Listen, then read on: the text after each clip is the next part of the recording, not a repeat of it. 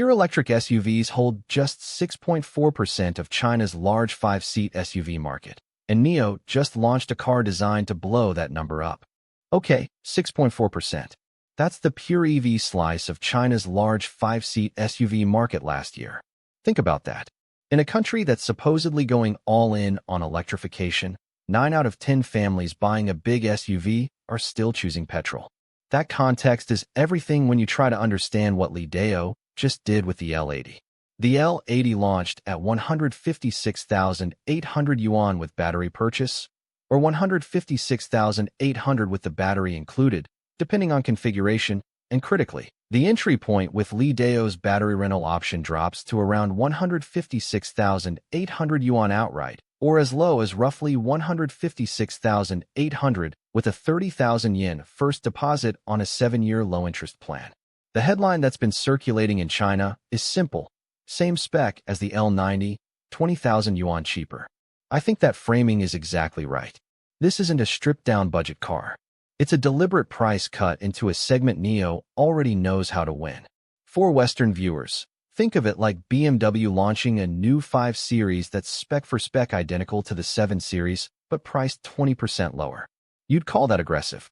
In China right now, they're calling it table flipping, and I think that's fair. So what does Ledao mean by 9 Series tech at 6 Series prices? This is where it gets interesting.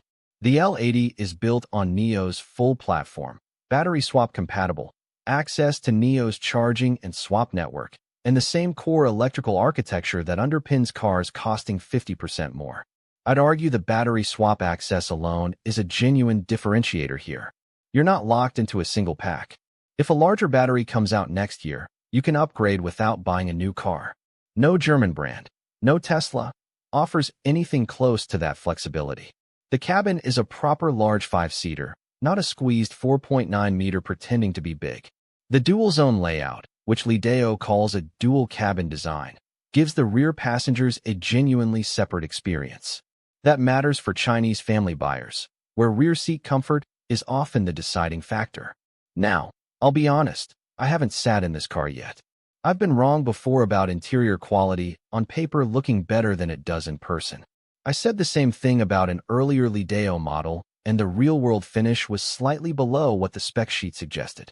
So I'm holding a small amount of skepticism until we get hands-on time. But on paper, the value density here is real. Here's my honest prediction, and it mirrors what I'm hearing from Chinese analysts. The L80 is going to be a slow-burn story, not a rocket launch. Ledao doesn't have the brand recognition of BYD or even Li Auto yet.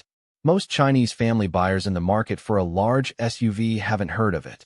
The L90 took time to find its audience before it started posting solid monthly numbers alongside the NIO ES8. The L80 will likely follow the same curve. I'd estimate it stabilizes somewhere around 12,000 to 15,000 units a month once the market figures out what it is. By end of year, especially if NIO pushes a coordinated campaign alongside whatever the ES8 5-seat version looks like, that number could climb. The wild card is Li Auto's i6.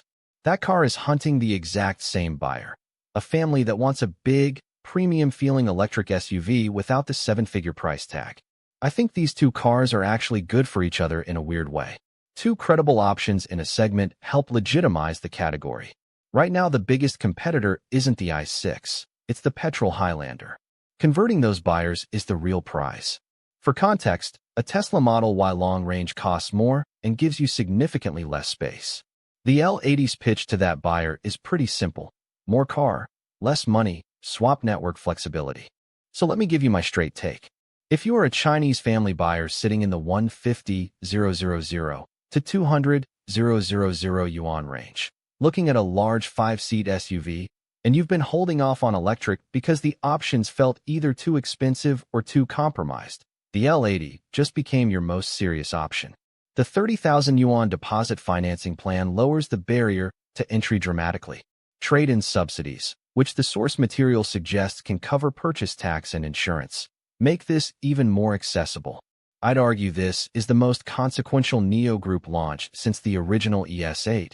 Precisely because it's aimed at people who would never have considered a NIO before. That 6.4% pure EV market share figure is the opportunity.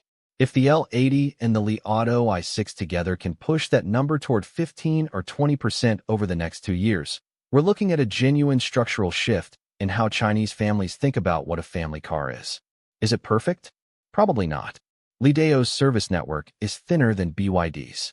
Brand awareness outside Tier 1 cities is still low. These are real friction points. But the product and the price are both right. That's a combination that eventually wins. I think this one is worth watching very closely. If you think I'm overestimating the L80's chances, or if you think Ledao can actually crack that 6.4% ceiling, tell me in the comments. I read every one. And if you want the deep dive when we get hands-on time with this car, subscribe so you don't miss it.